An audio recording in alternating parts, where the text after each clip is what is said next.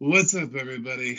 Welcome back to Talking Oscars. I am once again live. This time I'm back with Lee Pugsley, the other half of the Dark Room podcast. Uh, and it's been Alex for a while, but Lee was here when we started talking about screenplays. So now we're going to talk about Best Director. So welcome, Lee. Yeah, thanks for having me back. It's always good to be back, and this is, such an exciting time to talk, all things Oscars because we're getting down to the wire with nominations coming out soon. They are literally voting right now. Yeah. Right, like this is the voting window. Someone could feasibly be watching this and filling out their ballot. I'd like to think I'm that important. I'm not, but I could be, and maybe we'll influence them live during this chat. So yes, but one group already had their say, and that was the Critics' Choice Association that had their awards last night. And I figured we'd say our piece about the Critics' Choice. What did you think? Were there any surprises? Anything that you necessarily loved or hated about last night's ceremony? So I would say that for the winners of last night's ceremony, there really weren't any surprises to me. I think that there are certain categories that I feel like just confirmed that they're more locked than, any speculation I had about there being upsets, which obviously still could happen. I think, especially for like the supporting actor and actress categories, I think that pretty much confirms what I have thought about that with Robert Downey Jr. and Divine Joy Randolph leading the charge. I think that they're going to continue to sweep every award, and I think that they're very much headed towards the Oscar win. Oppenheimer, it didn't surprise me how awarded that got, and once again, I think that there's a very clear Best Picture frontrunner. And then I'm a big fan of the holdovers. So even though this category has no bearing on the Oscars itself, I'm sure the young actor category, I was very happy that Dominic Sessa won. I'm a big fan of him, and I think he has a very promising career ahead of himself. Yeah, the So yeah, three main actors all got an award somewhere because Paul won for lead actor and Divine for supporting and Dominic won for breakthrough. So they all got a little something out of that night, which was really nice for them. So absolutely. But yeah, for you, were there any real surprises? I think that if anything from last night, it just gave me more intel on what we're looking at, gives me kind of more clarity moving forward now. What about yourself? I think these awards are desperately boring and have lost a little bit of spice and flavor that I used to like. I was kind of expecting it. You know, I don't know how many other critics you watch, listen to, read, but I try to hear a lot of opinions from a lot of various critics about things. And there are some things that I feel like they've been talking about all year long, and then things just happen. And I felt that with the nominations. I felt like these nominations were not the nominations of the critics circle, but they were the nominations of what the critics circle thought the Oscars were going to nominate, and not actually what they wanted to nominate. Because based on everything they had been talking about leading up into this point, we were missing nominations for like Glenn Howerton, Rachel McAdams, two people that had picked up a lot of individual critics circle nominations, and both were left out in the cold. They missed out on the opportunity to nominate Tiana Taylor, somebody who had a lot of early steam and just fell by the wayside completely. And they just kind of went for the obvious choices. So I was just kind of bored from the beginning. But I think it's hilarious that Divine Joy Randolph has won as much as she has this season. Because if she doesn't win the Oscar, I really don't know what's going to happen. Because she's it's almost impossible to predict who could possibly steal that spot from her because no one else is winning anything. So it's just she's so far ahead. At least with Robert Downey Jr., you can at least look at like, well, Charles Melton has won a couple of things. I suppose he might surprise, I mean, if he gets into the Oscars. But with Divine, I don't really think she's. I'm sure there's somewhere out there. There's a critics circle that she lost, but for the most part, she's won an insane amount of awards.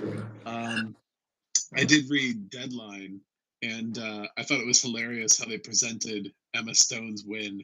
They were like, it was a shocker because she beat Golden Globe winner Lily Gladstone. I was like, well, Emma Stone also is a Golden Globe winner. They just were in different categories, and then they didn't say anything about Paul Giamatti beating Killian Murphy, even though it was the exact same scenario.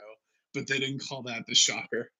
I was very, very odd how Deadline chose to present that. Like it's the same. Basically, the people who won the comedy category won critics overall, not drama. I don't know why one is more of a shock than the other, but yeah, That's really amusing, actually, that they presented it that way. And yeah, I don't know. It's just so funny because I think, and also going back to your point about Divine, like in the best supporting actress category, you're right. I don't know what could upset her at this point in time. I think in the other acting categories, I think that there could be someone that could, I think that once again, like the best actress race, we do have Lily Gladstone and Emma Stone. Those are the top two, and I could see either one of them winning. Paul Giamatti or Killian Murphy, I could see either one of them winning. Robert Downey Jr., Charles Melton, if he does get in, I could see him upsetting, like, but yeah, you're right that the best supporting actress category, I don't that pretty much seems untouchable. If someone else were to come in out of nowhere, it would be a huge surprise. I mean, maybe when SAG happens, we'll kind of see if SAG decides to like, throw us a curveball for that category. And then maybe we have a little more information to go off of on what could happen at the Oscars. But um, yeah, I think that that is the surefire category that seems very locked right now. But yeah, it is also interesting that you were saying that no one's making any deal about like Paul Giamatti beating Killian Murphy, but they're focusing on Emma beating Lily, which is it's funny to me. it is. It's hilarious to me too. And the funny thing that you brought up about SAG is, the past 2 years they've gotten it 100% right. They've lined up ensemble and then all four actors. So actually, there are two people that I think still have a shot that ended up not getting nominated at SAG, which really makes me wonder if it's possible. Can they win without even getting a SAG nomination? Not just It's not just that they didn't win the SAG; they didn't get nominated. And that's Sandra Hüller for Anatomy of a Fall and Charles Milton for May December. Both have done really well up until this point, and I don't want to count them out, but they both missed SAG nominations, which is a pretty big deal. But then again, so did Mark Ruffalo. I mean, they picked Willem Dafoe over Mark Ruffalo for SAG for supporting actor. So I don't know. But last year they also went 12 for 20 in terms of total nominations. So it could go either way. But yeah, so director is what we're here. So we can dive in and see how we feel about who the other four people are that are going to be nominated against Christopher Nolan. So Yeah, that's a great way to put it. I mean, I guess we'll start there. I think we can just, as of now, Christopher Nolan has this locked. Is that, or are you in agreement with that? oh, he's got the nomination locked. My only concern is that it's hard and to line up these branches because they're never really it's never perfect. Nothing ever perfect happens. Even with SAG, for example, it's like we're scrutinizing these nominations, but I don't think a lot of people realize that the entire voting body of SAG does not nominate. It's actually a selected portion of SAG that nominates, and then the overall votes on the nominees. So there's like a nominating group, and it rotates through the membership.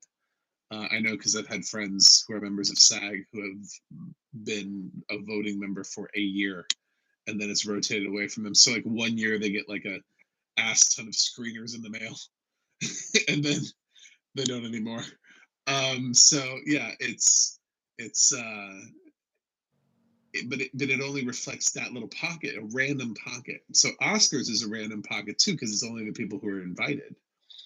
And this little pocket, up until now, has not liked Christopher Nolan very much.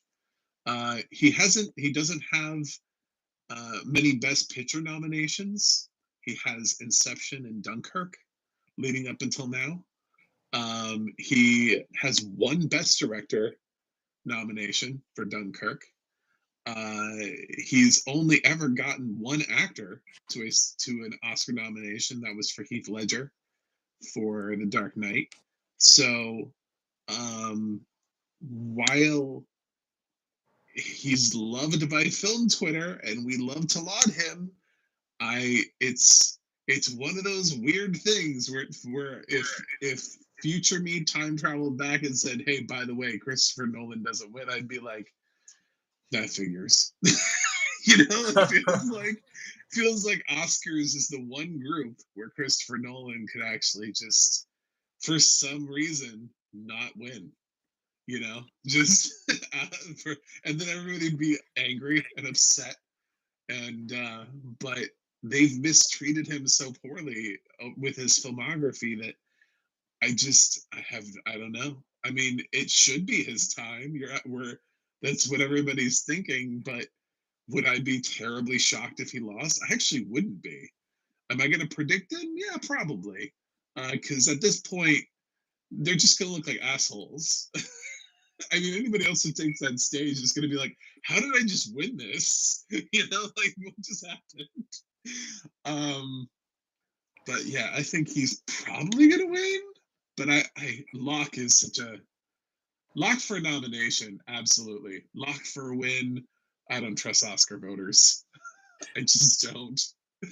So You bring up some really good points that, like, I guess I got kind of have been like cut up in all of like the Oppenheimer hype as far as like just how strong the love for this movie has been. And so I guess in some ways I was kind of like, oh, this just seems like it's gonna happen this year. And also, like because it could be considered like, a career win for Nolan for all of the work that he's done before. But you also the stats that you bring up about how he's done at the Oscars as a director, like those are very strong points to consider. That yeah, if I think now that we're talking about this, if he doesn't win, that would also make sense based on how he's done with the Academy previously for work that probably was very deserving of a win.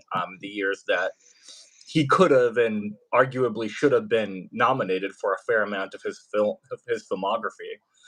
Um, and then the other thing that I'm wondering, and you bring up, when you had mentioned earlier that like the Critics' Choice Awards were very much kind of like just following the narratives and they're the predictable things that like, are expected from everyone. I feel like the Oscar voters and the Academy voters in general, they don't always seem to buy into all of the narratives. They just are like, well, that's great, but we're going to do our own thing. So for that reason, yeah, you're right. I think that Nolan, while I'm predicting him to win right now and the momentum seems very strong that I think it's his to lose, it is possible, yeah, that he could, like, they could overlook him once again. yeah, narratives help get you to a nomination a lot of times, but sometimes when you're competing against other people who have narratives, then it becomes a little bit more murky, and it's like who has the stronger. I'm not gonna say narratives don't work, but there's such a huge difference between how Oscar voters think and how the rest of us think. But a great example of this is actually Critics' Choice Association gave Best Visual Effects to Oppenheimer. It's not even shortlisted at the Oscars. Yeah. So, you know, the Oscars are another great example. Everyone else has put Barbie in Best Original Screenplay. It's in Best Original Screenplay at the Writers Guild of America, and it's in Best Original Screenplay at BAFTA.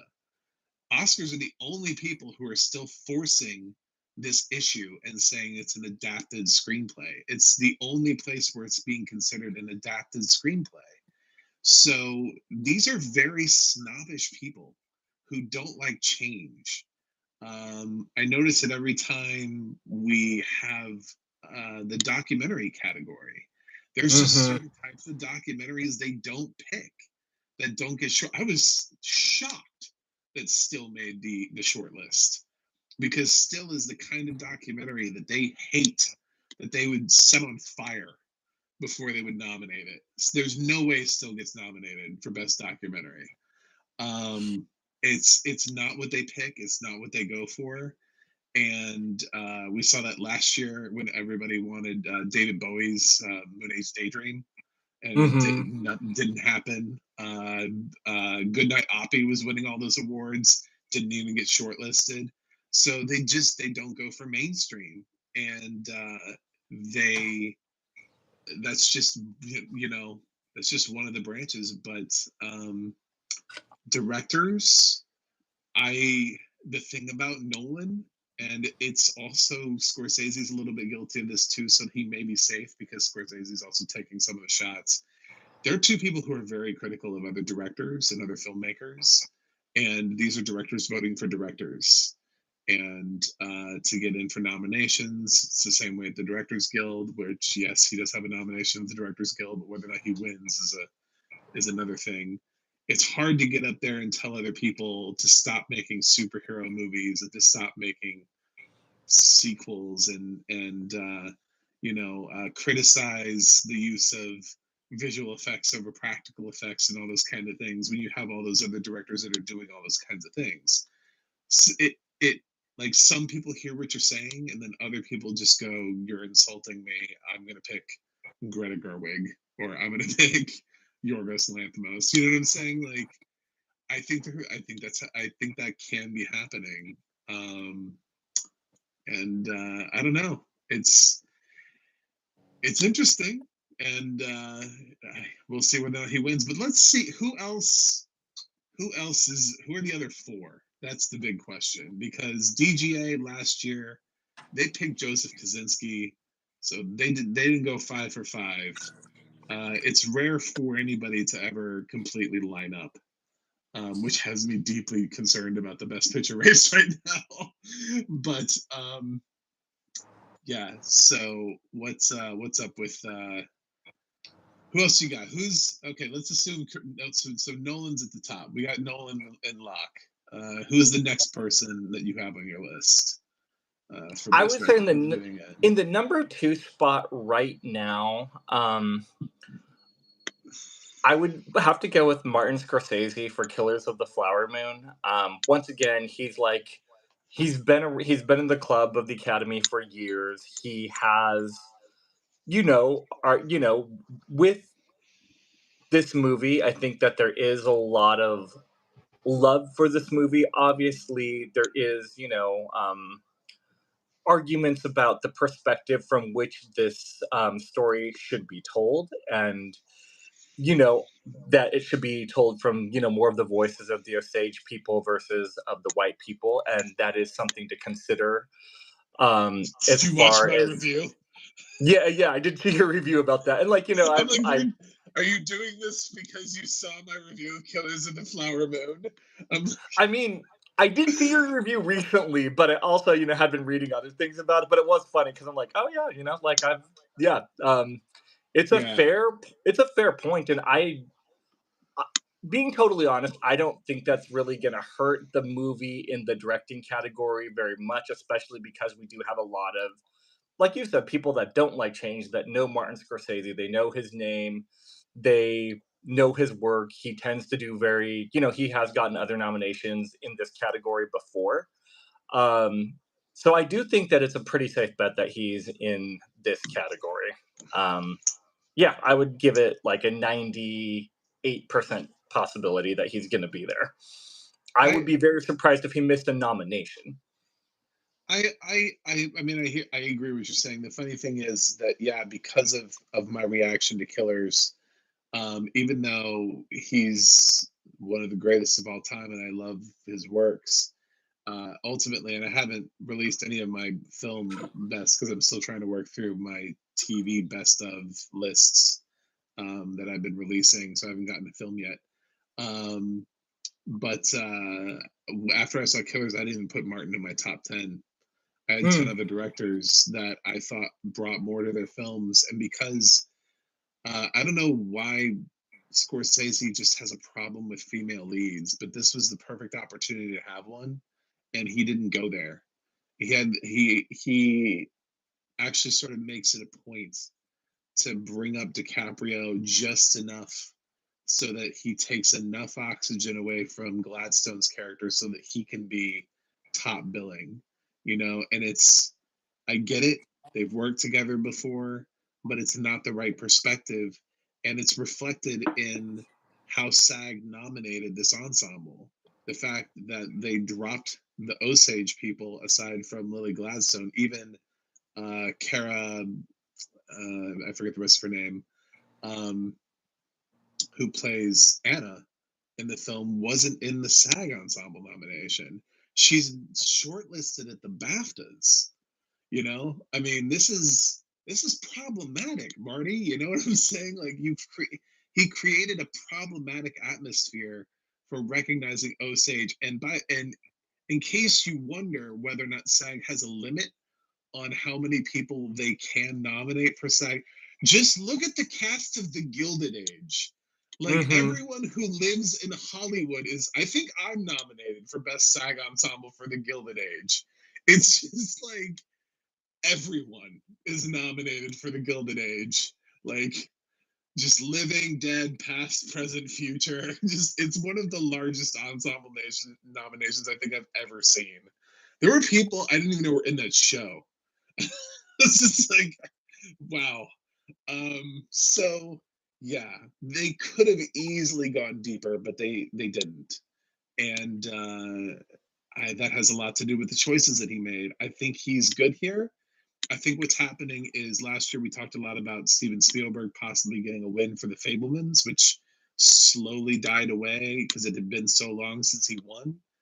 And maybe it'll be for The Fablemans. I think that's kind of where Scorsese's at this year. He's in the same place Spielberg was, where he's just going to get that nomination. I don't think he has a shot at winning. He would be my third choice, technically. I think he's right behind somebody else who I think has moved into second place. So I'm going to answer back to you and say my number two is Greta Gerwig. I don't see her missing out this year. I really don't for Barbie. I think this Barbenheimer thing is becoming such a huge focus in people's lives. Like for some reason, this marketing campaign is is making it so there's such a huge focus on these two films, which I think benefits her. Barbie would be nothing without Greta Gerwig. It would be completely different, likely never nominated. Not only did she co-write the script, but she also directed it, and I cannot imagine that she doesn't get a directing nomination for Barbie. With Barbie likely going to be as getting as many nominations as it will. I can't believe we live in this world. If you'd asked me a year ago today, do you think Barbie's going to get 10 Oscar nominations? I'd be like, no, you. you know, it just I feel the feels same so way, you know. stupid. And just like saying like Barbie for Best Picture just inherently before you see Barbie feels inherently stupid. But now we've got, Daniel Kaluuya is in a Barney movie for A24, and now I'm like, maybe Barney's gonna be in Best Picture race. I mean, I'm all for like weird crap happening now. So, and that's all because of Greta Gerwig. I don't see her missing out. So I think if anything, if Nolan loses, it would be to Greta Gerwig. Uh, so That you bring up a very compelling argument. So I will say this: I have Greta Gerwig in my top five but I have her in the fifth spot. I guess more to be said on that later because I guess here's my concerns, and I'll be curious to see what you think about this. I feel like for like the more populist sort of movies in the past, in the director's like branch specifically, it's I don't know, I just feel like they don't always go for like the like more popular like titles. Now granted, I will also say that Barbie is one of those things that no one expected it to be what it was in any way, from a visual standpoint to a story standpoint to any of it. And the creative mind of Greta Gerwig did make that what it was. Like this movie would not succeed without her being the visionary behind it. But I do wonder if the Academy potentially could, and I say could, like if well, yeah, I'll just put this out there, like if they might lean more towards Barbie for screenplay because they're like, well, the biggest strength of this movie is the writing by like Noah Baumbach and Greta Gerwig. And so we're going to vote for Barbie in screenplay to give, Greta her due. But, in director, like, because this seems like more of a populist movie and not maybe as highbrow as what they tend to do or as, abstract or, prestige as they think it should be. Um, yeah, I don't know. I guess those are my concerns. Once again, I still have her in the fifth spot. But I think that I could see arguments working against her potentially. uh, I get that. I get the idea because you're right. In the past, when we've had opportunities to nominate maybe like Ryan Coogler for Black Panther, Joseph Kosinski for Top Gun Maverick, it just hasn't happened. But those two films kind of presented themselves exactly as they were supposed to be. Barbie really is sort of the visionary thing. It is. There wasn't really any. There wasn't a Barbie thing before it. Justin Ryan Coogler did a great job with Black Panther in a Marvel Cinematic Universe. If we were in a different world and Black Panther had started the Marvel Cinematic Universe like Iron Man, I think he might have had a better shot if he was setting the tone for everything. But he wasn't. And there was already all of this. I mean, Black Panther had already been in another film. It's really hard, you know. It was in itself almost feeling like a sequel because Chadwick had already been in film as Black Panther. So I think that's kind of it. And the same thing with Top Gun Maverick is it's also a sequel. Joseph Kosinski was not the original director of Top Gun. He was coming in with this legacy sequel. It's amazing that it got there. But Top Gun Maverick was mostly in the Best Picture race because it was credited for saving cinema. Cinema needed saving. Barbie just kind of happened. And Barbie happened because of a vision. Because the vision is clear. Because if Barbie had just been silly and stupid, nobody would have gone to it. You know what I'm saying? Like if this had been how like they keep directing Melissa McCarthy movies, Hmm. it would have made like $50 million at the box office, and nobody would be getting nominated. Um, but instead, it's well crafted. It's smart. The production design is easily going to win this year. I can't imagine another film wins for production design. It's got three best song in the short list when it can only possibly get two. So that Correct. song branch didn't even whittle down to the two. So it's even if all three of those were the top three vote getters, the lowest one would be ineligible. If they placed one, two, and three, the one that was in third place would be declared ineligible, which would mean choices one, two, four, five, and six would be the ones actually getting Oscar nominations. because it's actually forbidden from being nominated. So whichever one of those lowest ranked is out. Um, but yeah, it's. I think it's going to get a ton of nominations, and I just it feels like it's because of Greta. Um, it's also Margot is going to be credited as the producer. You could also say it's largely because of Margot Robbie. She was the one who went around to the studios and tried to make it happen. And I think she's benefiting a lot from being close to being a nominee in this race. She's not a lock herself, but the fact that she might get in for this performance is based on the fact that these two ladies made this film happen. So I stand by Greta Gerwig, and I will be shocked if she doesn't get in. But we both have her in. So we've got three names: Nolan, Gerwig, and Scorsese in right Yeah.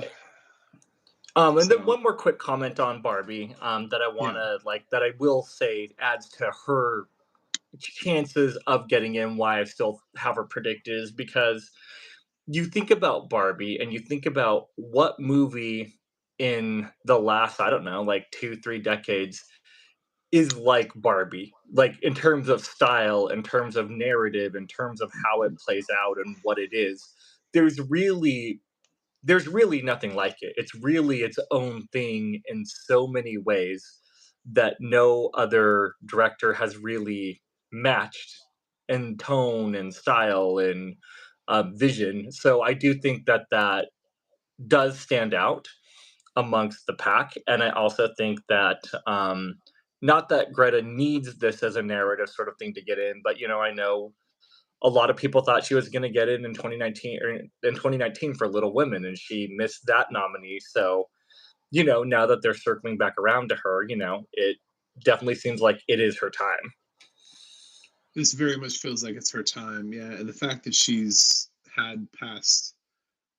has a body of work for them to look to, so it's not like this is just like some, like her one good film that she's made in her life.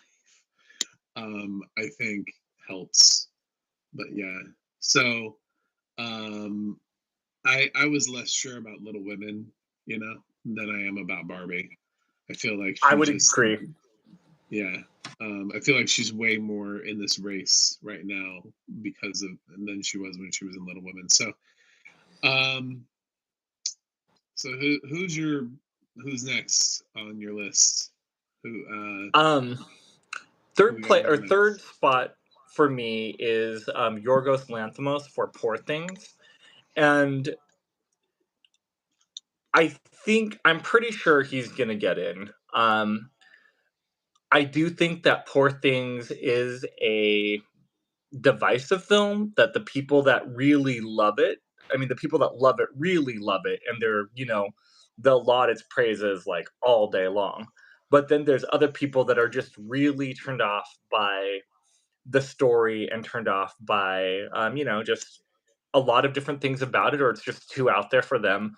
But either way, I think that it's fair to say that looking at the movie and about the things to appreciate about the movie, there's no arguing that this is a very well crafted, well directed movie. It has a clear vision, it has a unique style, and I think it is effective in the narrative it's trying to tell. I'll be honest, it it really didn't work as well for me. Like, I liked it. I didn't love it, and so I'm kind of more lukewarm on the movie as a whole. But from an objective point of view, I can't deny the craftsmanship of this film, and the directorial vision is incredibly strong. And I do think that there is a lot of passion for this movie in the midst of the naysayers and those who it's just not working for them. So if it was going to the divisiveness was going to be hurt, or was going to hurt Poor Things, I think it would be in another category, as opposed to the director category. So I do think that Yorgos Lanthimos is a strong contender. Yeah, and I think what's interesting about Yorgos is the conversation everybody keeps having about there being this need because basically everyone has, for the most part, most of the people who are doing Oscar predictions have Nolan, Gerwig, Scorsese, and Lanthimos, and then they're making this argument that there needs to be an international nominee. I'm like, Yorgos is an international nominee. He's Greek, and it's weird to me because I look at the BAFTA list, and Poor Things is nominated under Best British Film, and I don't get it. I don't understand how it's the best British film either, because he's not even a British director. So I, it's very odd to me where Yorgos comes into play in this race, but at the same time, I'm looking at Yorgos thinking, is it possible he's the international nominee? Does he qualify for those international voters looking for somebody who is not from, the states or from the UK? Because I don't think when people are saying we need an international nominee, so we're picking Jonathan Glazer, I don't. I feel like is he's does do not enough people realize that Zone of Interest is from the UK? Like this is not, we're not really reaching that far out in terms of international when people are like, we need an international contender. Jonathan Glazer. He's from the same country Christopher Nolan's from. Like, I don't know if this is necessarily a reach, but Yorgos might be an international contender this year. So he might be the answer to everybody's question, which could open the fifth spot up to actually being a non-international contender. But I think Yorgos is in because of the vision. I think when you look at Poor Things, just like Greta Gerwig's Barbie, and you think to yourself, wow, how did this happen? And you're like, well, the director. It's just one Yeah. of those things where it's so strong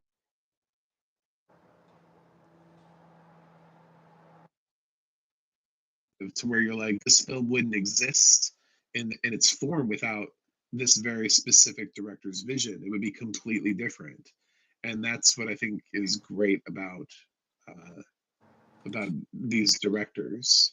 Is it's a bold statement from him, and I think it's going to get him an Oscar nomination.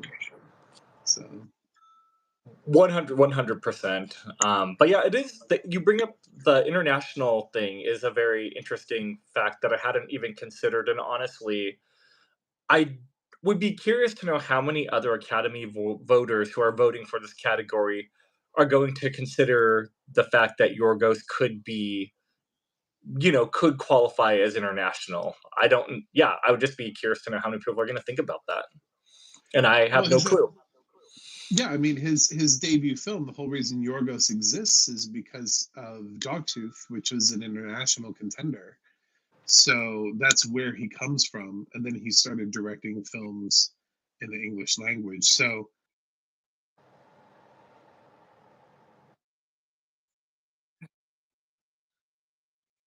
that a lot of other directors are like Alfonso Cuarón or Alejandro Inarritu and some of those other directors who start off in their own country, Guillermo del Toro, and then they just start directing in the English language. So he is technically an international contender, whereas Jonathan Glazer is somebody who directed in English and then now is directing in German for the UK. It's it's an odd choice, but I don't necessarily know. I feel like Woody Allen made a French movie this year. Right. Is that international? You know, does that make him international? I mean, his film sucks, but Jesus the international because it's in French.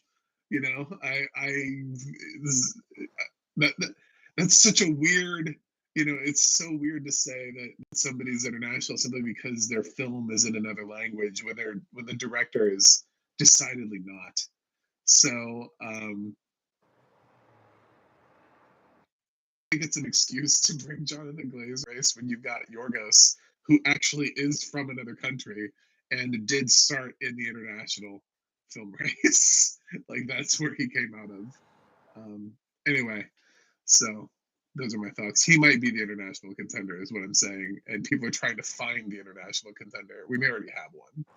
So Yeah, pretty humorous actually that, if they're trying to find it and it's already like staring them right in the eye and it's like, I'm right here, like look no further. Yet they're still gonna like be reaching, I think. Some people anyway. yeah, So then so so, Yorgos is your fourth spot, right? yeah, Yorgos is fifth, is fourth for me. It's the fifth spot is the this is the big question mark for me. Is who's the other one? And damn, I feel like I could change this like any hour of the day. Just if people just kept walking up to me on the street, I'd be like, I don't know, it's this person, leave me alone. It's just, I feel like there are a handful of people jockeying for the fifth place spot, and sadly, I feel like one of them is not Alexander Payne, because if I predict the other four, I'm I would be predicting the DGA gets it 100% correct, and I just don't feel like that's going to happen. So I sadly don't consider Alexander Payne anymore really in contention for this race. Um, I'm leaning towards, and this is crazy, I'm going to be totally honest. And I'm saying this as a caveat with I need to follow up immediately with saying something else, but based on something that I'm seeing and a thought that I had, I'm leaning towards Bradley Cooper for Maestro. He has gotten in a couple places. He did not get nominated for A Star Is Born. I think it's entirely possible that he could slide in and finally get that director recognition. And for those who were impressed with his directorial choices in Maestro, which is what seems to be more hype around the choices he made as a director than as an actor. Um, they after he didn't get the DGA, they could be pushing more for him. It feels like he's the only snub because at least Celine Song and Court Jefferson did get first time nominations. They got the nomination for first time director. Bradley was recognized by the DGA for A Star Is Born for first time and in director to the role where he got both nominations for A Star Is Born. So they do like him. I'm guessing he was probably in sixth place, and it's possible that the Oscar branch is ready to nominate him. I think he might be the number five. But I also read, and I've been noticing, and I'm wondering if this could be the now that we have Andrea Riseborough and To Leslie, everybody thinks they can just pull an Oscar nomination out of their ass. Apparently, Neon and a couple of celebrities are just pounding for Origin right now, and I'm wondering whether or not Ava DuVernay can pull a shocking last-minute nomination for Origin, because I can't see it getting in anywhere else. I can't see her. I don't know where else this film gets in, except it is recognized as being her film, and I wonder whether or not they've got Angelina Jolie is campaigning for the film. It opened literally right with Oscar voting. It hasn't been nominated anywhere, so it would be very much like To Leslie, where it just pops and surprise. But it does deeply concern me to the extent at which Origin is being campaigned in such a short window of time. So I mean, thoughts. that thought has crossed my mind. I think what's really interesting about Origin is I mean, it had a very, very limited release. It was, like, in one theater here in LA in, like, December, like, the last, like, week of December or something. Yeah, qualifying So run, yeah. the qualifying run, yeah, and then it kind of left all theaters, and now it's gonna be back on, the 19th, but, it's interesting because like no one was campaigning or talking about Origin like once December hit, like that movie just kind of got left on the back burner. And then all of a sudden it's funny because I feel like Neon and other people are like, oh, we need to rush to campaign this now. And it's interesting because I think the most like potential, like you were saying, would be Ava DuVernay for a directing nominee. But even in some of the campaign things I've seen or how they're doing it, it's kind of like they're campaigning the film, but it's like what aspect of the film are they actually campaigning in certain things I've seen? It's like, are you campaigning the screenplay? Are you campaigning acting? Are you campaigning director? And it's just somewhat ambiguous as to what angle or what category they're trying to push this film into. And so I think that if that's going to happen, which I don't think is beyond the realm of possibility, they definitely need to focus and really just buckle down and be like, this is what we're going for. Let's push forward very focused now. Yeah, and they have a very short window of time to do it because they've been sitting on their asses on Origin the whole time. I was kind of wondering, I was like, why would you bother even releasing it this year if this is how you're going to treat the film? You saw the reaction to it at the festivals. Why didn't you just hold it for a year? Why didn't you push it back? I mean, obviously, I have an amazing feeling that Luca Guadagnino's Challengers is a solid film because as soon as the actors strike happened, that was like the first movie that was gone from awards season. They were like, "We don't want to mess this up. Zendaya's going to win an Oscar." Yeah. Like they're like, "We're getting out of this. We're pulling it." So I'm really looking forward to that because they didn't even try to hold on. They were just like, "We're out." No Zendaya, can't, gone. Um, but some other people, they had some films that were promising and they just kind of let them die. I was surprised Anthony Hopkins' One Life got ended up getting released the same year as Sigmund Freud's Last Session. For the I session, don't yeah, know. yeah. Yeah, I don't know why they're both being released in the same year. They're to like he wasn't going anywhere for one of them, and he might have gone somewhere for the other one, which he shortlisted for BAFTA. If people knew the film existed, which needs an actual Oscar campaign, so you got to push it back along with everything else. But instead, I guess it's this year, and nobody Yeah. just knows what it is. So that's kind of how I felt about Origin. But if Angelina Jolie is out there trying to get votes, I don't know. That's Mary McCormick is not that big of an actress, and she helps she helped get Andrea Riseborough to a Best Actress nomination. So if Angelina Jolie is out there going door to door, letting people know about Ava DuVernay's Origin, um, maybe you know I don't know. She is a director herself. It does bother me because I think there are always these nominees that come in out of nowhere. I didn't Triangle of Sadness get not director last year, and I feel like Yep. that was a little bit of a surprise. Like it wasn't totally projected. I think it slid both in right at the end for Best Picture and Best Director. So could that be Origin? Could Origin break up the PGA 10? We think it's going to be Color Purple, but then all of a sudden it's Origin, and then Ava DuVernay comes in and just slides in with Origin as well. Um, I don't know. I hate these last minute campaign things. They're just so weird because they could either just totally flop, or now I guess they can Andrea Riseborough their way to a nomination. So I just wanted to entertain the idea of the conversation of Ava DuVernay in this category. So If this were to happen, the Ava DuVernay thing, or even Origin slipping into Best Picture last minute, like I'm not predicting that at the moment, but it would be fun to spice things up and to make things a little less predictable, just to shake it up a little bit. So sure. for that reason, and that I mean, for that reason, for my own personal enjoyment and amusement, I would like to see something like that happen.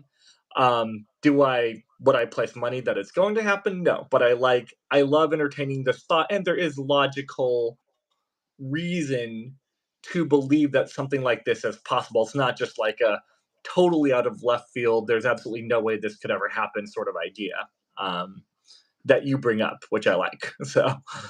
Right. Okay, so who is your missing nominee? Who rounds out your top 5? Okay, so this is my fourth spot, and I guess I am kind of matching the DGA then. It is Alexander Payne for the Okay. holdovers, and the reason for it is number one, Alexander Payne does. The Academy seems to like him based on his previous work. I think that The Holdovers is a film that everyone seems to really like. It just gives you a very like, you know, warm, like and cozy sort of feeling. I think that the whole like stylistic 70s approach may stand out to some people. It has, a little bit more of a conventional traditional feel that might appeal to some of the older Academy voters.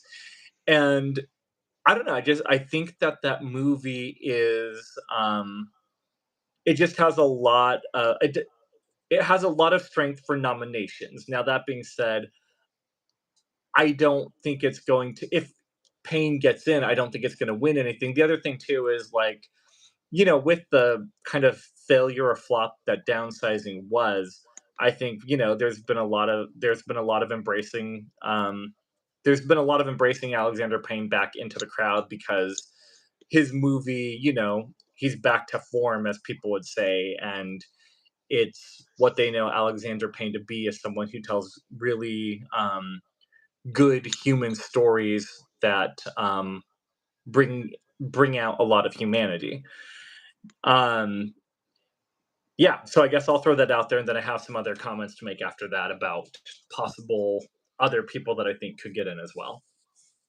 Yeah, I like Alexander Payne, and part of me has toyed with the idea of the snub not being Payne in the DGA and it being a bigger snub, like possibly Yorgos or even Martin Scorsese, depending on Poor Things or Killers being under nominated. Some of the people who are doing this, who are sitting out there predicting stuff like we are, basically have like 4 films getting at least 10 nominations, which just seems insane. Yeah, Like that Oppenheimer, Barbie, Poor Things, and Killers are all going to get 10 nominations at least. I'm not sure that that's it. I'm not sure that all 4 of those films are going to hit with all of the Oscar voters.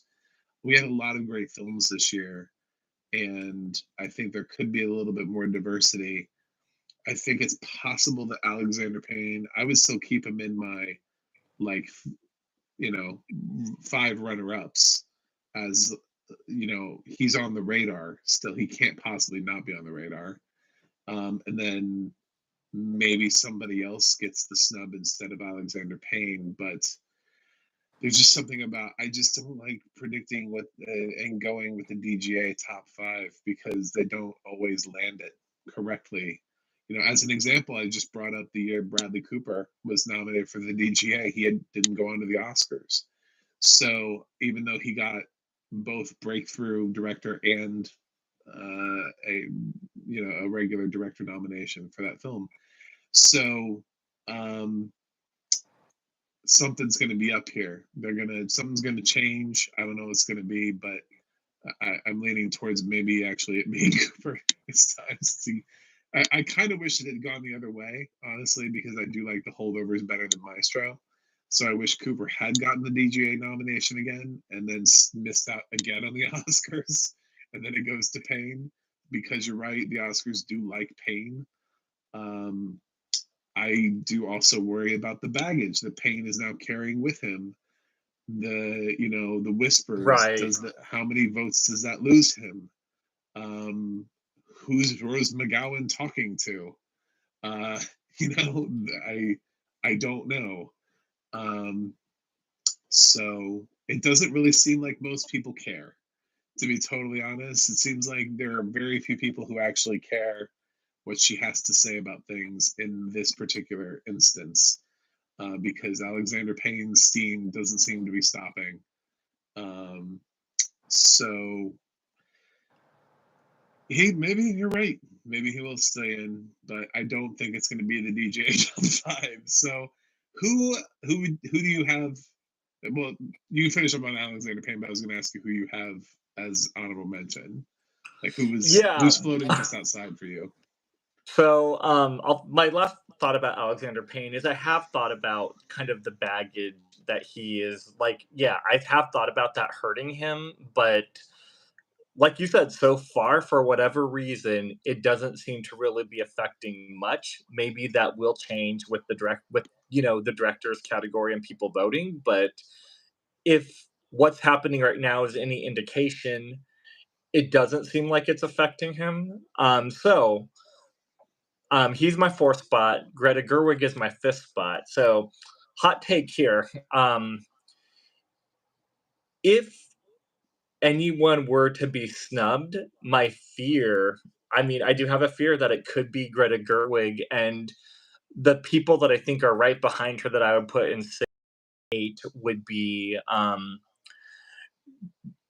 Justine Triet, I believe is how you pronounce her name, for Anatomy of a Fall, because I think that it Mhm. satisfies the international, like, the even though we talked about Yorgos being international, but I don't know if people really are gonna think about that when it's like, "Oh, Anatomy of a Fall is clearly, international." I think that people might, it's also like, female director, international film. It satisfies those quotas. It's not, Sure. it's not an existing IP, that sort of thing. The person right behind her that I think I have is Jonathan Gla- Jonathan Glazer for Zone of Interest. I have not seen that movie, so I can't really comment on much about it other than what I've been reading, what I've been seeing. Just kind of seeing that that movie seems to be peaking enough at the right times that I think, and what I have heard about it is the directing has a lot to do with how effective the storytelling in it is. So I think that he could get in, and then Celine Song for Past Lives. I think that she would be in the eighth spot for me. Um, Past Lives is definitely more of a simple, subdued film, but this movie has so much passion. I think that it's always brought up in conversations around awards. From what I've heard from Academy members in Los Angeles, people are very high on it still. It's one of those movies that came out earlier last year, still remained in the conversation, and I think is still being buzzed about. And then the ninth spot that I have would be Bradley Cooper for Maestro. I think that the biggest strength of Maestro is his directorial vision. I think that the way that he changes, like the aspect ratios, the way that he presents, just the styles and the different aspects of style that constantly can change throughout all of the movie. I think that it's very effectively done. And I mean, I was big on Maestro. My only fear is that it seems like Maestro is a lot of people seem very lukewarm on Maestro, where it's like, it's not bad, it's not anything amazing, but it's good enough. And then they highlight the performances. So I don't know if from a directing nomination point of view, how much that hurts Bradley Cooper, but I do think that his vision for the movie was strong, and I think that it shows in the finished product, love it or hate it. I think that the direction is something to be commended. I just don't know how voters will approach that. So I do think actually, initially when I was making my five for the directing category, I had replaced Greta Gerwig with Jonathan Glazer, and I thought that it is possible. I think that there could be an all male director lineup this year. I'm not banking on that happening, but I do think it is possible. And if it is, we're definitely going to see some headlines. But anyway, like I said, hot take that I think if anyone is in danger, I think Greta Gerwig could be the one that could get shut out for any of the other directors that I mentioned. Yeah, I obviously, don't want that to happen though. I obviously think that a little bit less, but I can see that. I think they have to. There are too many films this year that have been directed by females. There has to be a female nominee. I'm sort of on the same page as you. Ava DuVernay is not really in my, like, I would say my 6 through 10. I just literally read that today about Origin, and it made me think immediately the Andrea Riseborough thing, and I was like, if she just comes in out of nowhere, you know. I don't know if we can pull that 2 years in a row. I don't know if we can keep doing this where suddenly we just rage campaign somebody at the last minute, just um but yeah, so actually my number 6 is Celine Song. I think that film does have a lot of love. And if somebody had asked me what I thought was going to win the Critics' Choice, if not Oppenheimer, my answer would have been Past Lives. With the amount of critics that loved Past Lives, I think it was the one award that it actually had a real shot at winning. And honestly, if it had won last night, I would not have been surprised because it felt like the film that they actually would have voted for. Oppenheimer feels like, again, like they're trying to pick the Oscar winner. It doesn't feel like the film that they necessarily, it feels like everybody just wants to pick Oscar winners, not Right, the films right. that they actually, if you read the reviews that people have written for Past Lives, these passionate reviews about how like Past Lives has changed their life, you know, when these people go into Oscar voting and they're doing these ranked choice votings, I think Past Lives is going to have a lot of number ones. And I think if Celine Song really did reach enough people, even though she's a first time director and it's incredibly rare for a first time director to get into this race, and she's a woman, on top, it wasn't hard enough. She has to be part of the minority of women who have ever been nominated for this award. But yes, I do think it's possible that, and she may even, based on the Golden Globes, considering this a foreign film, qualify for international contender. Yeah, yeah. So That thought has she crossed my mind too. she could people can be really confused as to whether or not the film, sort of like they were when Minari was out there, like, is this international? It's like it's in Arkansas. It's not international. Um, but yeah, so maybe. So she's my number 6. My number 7 would be Jonathan Glazer because I think Zone of Interest is gaining a lot of steam and there's a lot of push to get him recognized. Even if the film didn't get nominated, I think Jonathan Glazer as a director has a better chance than his film does for getting nominated. Um, for my number 8, um, I would probably say I think I have to entertain the idea that Alexander Payne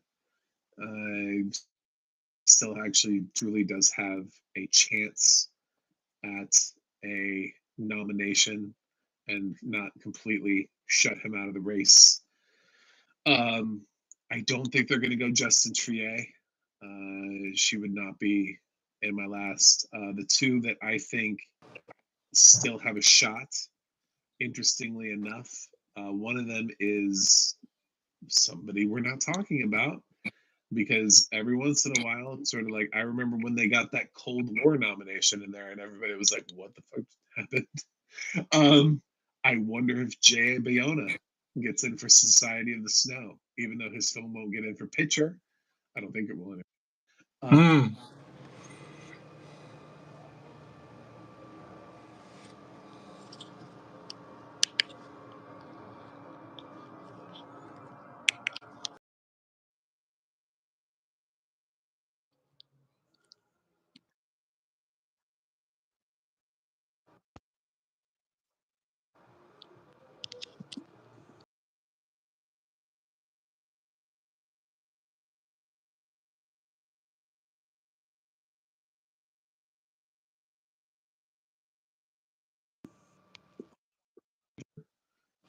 Based on the true story. Um, yeah, there's a lot to go off of there. Netflix is campaigning him. Could he surprise?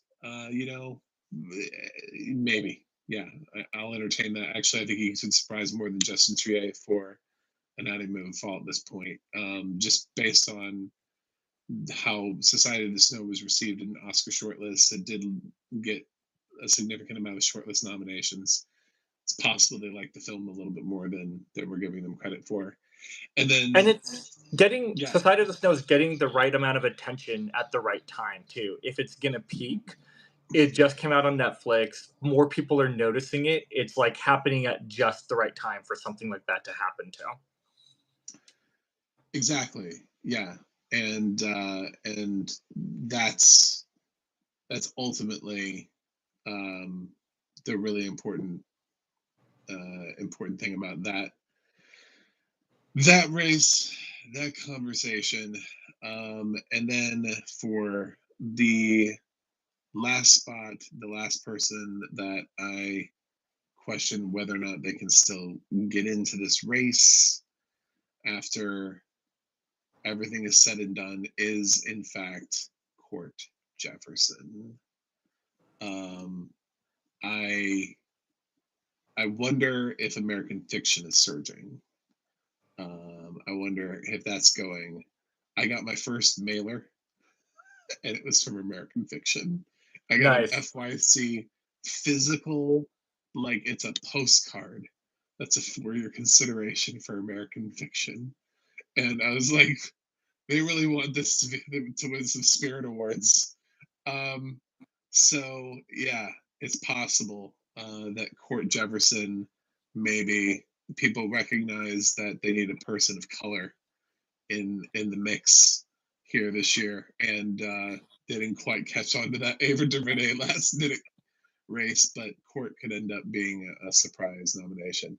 Otherwise, um, I don't really think any other films have a shot. I mean, there are really only a few films that have a shot still at Best Picture, and then to have your film not really in the Best Picture race, um, and then you still be in the race as a director is you got to be really strong. And the only one that I think that can pull that off is Jay Bayona, for Society of the Snow at this point. So yeah, um, Yeah, fair assessment. And Cord Jefferson is also my number 10 as well, just because I think American Fiction does seem to be well liked. I'm not 100. I'm still not sure like how big of a surge it's having right now. I haven't heard as much about it as I have about other movies, but I do think that there is a lot of love for it as well. yeah, I would love to say Todd Haynes still has a shot, but I just don't think he does. I don't think May December can get him there, over so many other people. But his Same. direction, I would have loved to put Todd, but it just doesn't feel sane to have him in the list, at this point. I think he's just going to end up missing out. So yeah, but that's we're almost on the same page. You have the DGA top five, and I think the DGA top five is going to swap one for Bradley Cooper, drop Alexander for Bradley Cooper. So, um, but that's we'll see. I guess that we'll see what happens, when the Oscars are finally announced. Oscar nominations on the 23rd, I believe, is when we get the nominations. So not And that far away. and aren't BAFTA nominations announced before that too? They are on Are they in 2 days? Are they on the I 17th? think you're right. Yeah. Wow. Okay. I So think they're we'll on have some more. Wednesday. We'll have a little bit more context. Who do you think's getting in there? Because that's going to be different. I think Andrew Haig gets in for All of Us Strangers. Uh, they 100% agree. nominated they nominated that film heavily, and Absolutely. I think Andrew Haig is going to knock someone out of the race for sure, um, at BAFTAs. So, and I actually think two people get knocked out because with Jonathan Glazer's Zone of Interest, being a UK film, I think he's got even more support at the BAFTAs. So I think we're going to lose two people over there. The question is to which two of these five is a good question. But I'm waiting to see how many nominations All of Us Strangers gets at the BAFTAs because I may pick that as my spoiler for the Best Picture top 10 to break up the PGA top 10 because they've never gone 10 for 10 before. Um, and I kind of wasn't predicting that. I kind of didn't think they were going to pick that many foreign language films. So it's very unlike them to do that. And not that they haven't picked foreign language features before, but last year they did not pick All Quiet on the Western Front.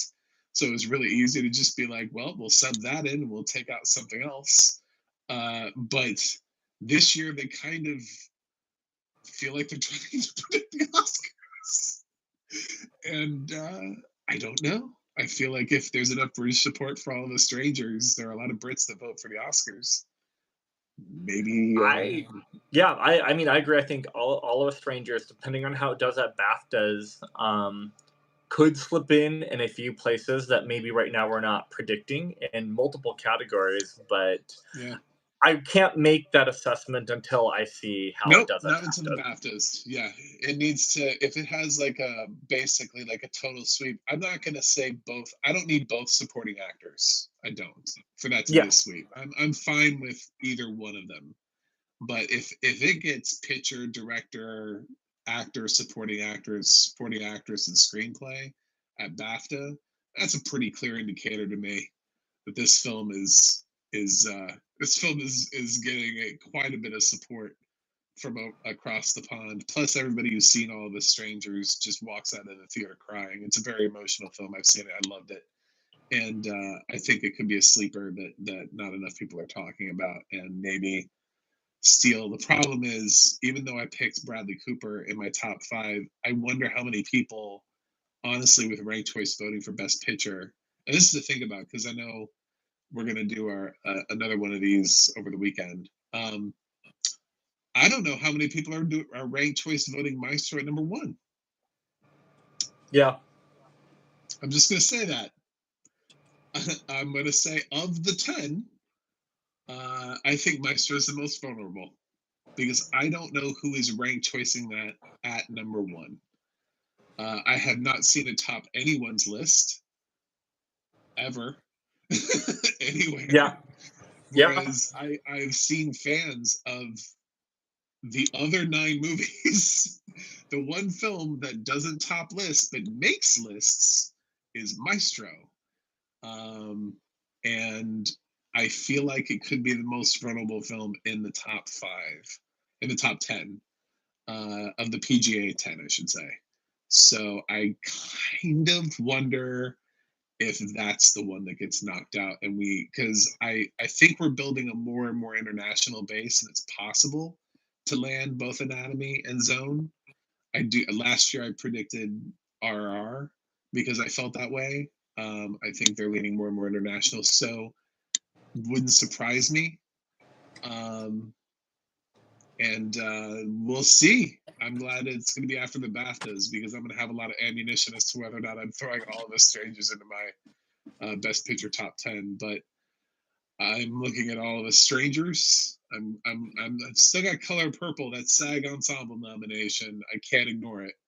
And I'm looking at Saltburn because Saltburn did also get a significant amount of BAFTA nominations, and it's possible it could overperform too. It does have Jacob Elordi as a possibility for supporting actor. Man, if Jacob Elordi got a supporting actor nomination, that would be a huge indicator to me yeah. of BAFTA support. Um, so yeah. Anyway, those are the thoughts. And we're gonna. You didn't get a chance to talk about some other categories, so we're gonna talk about other categories before, so over the weekend before the nominations come out, and kind of do a little bit of an Oscar wrap up, final thoughts, and definitely we're gonna talk about how Alex believes that still believes Glenn Howerton is gonna get a nomination for Blackberry. I would love nothing more than Glenn Howerton to get a nomination for Blackberry. But I don't even know if IFC is campaigning him. IFC just seems to be the worst campaigner out there. I would agree with that, and I don't. I mean, I was looking last night. He's not even on the BAFTA shortlist, is he? No, it's a Canadian film though, Right. so So I mean, I that would be a very like I would that would surprise me, to be honest. Like I would love that. I think he's great. He was great in that movie. I just don't see a world where that happens. I think it's too tight of a year. Yeah, I think I would love it. I would be so happy if he Brian Tyree Henry his way into the race, just like the only nomination from his film. But yeah, it's I feel you. I feel you. Yeah. depressingly, I feel like he's not going to get there. I Um, feel you. but yeah. Anyway, so thanks to Lee for joining me for directors and some other chat. And we're gonna do this again over the weekend for our final thoughts on Oscar nominations. At least in as much as we can. We'll try to keep. We will be doing honorable mentions, so it'll be a lot shorter because Yeah. it'll just be these are the ones. Right, and I This feel is like we'll what just we're. comment too on how the race may have shifted from where it started. Like just Yes. final thoughts on whatever categories come to our mind. I'm Yep. sure Yep. it'll be All fun right. though. So yeah, thanks for having me. It was really Yeah, fun. good having you. Don't forget to watch Darkroom podcast. No, don't watch it. Well, I mean, I guess you could watch it. Listen to the Darkroom podcast wherever you cast your pods, and make sure they also have a YouTube to subscribe to at Darkroom Filmcast. Right? Is that right? Yep, Or is it? Darkroom Filmcast, and our Instagram is also the same. So There check you us go. out on all of those fun platforms, and yeah, we'd love to hear from you too. All right, that's it. We'll see you guys on the other side. On the other side.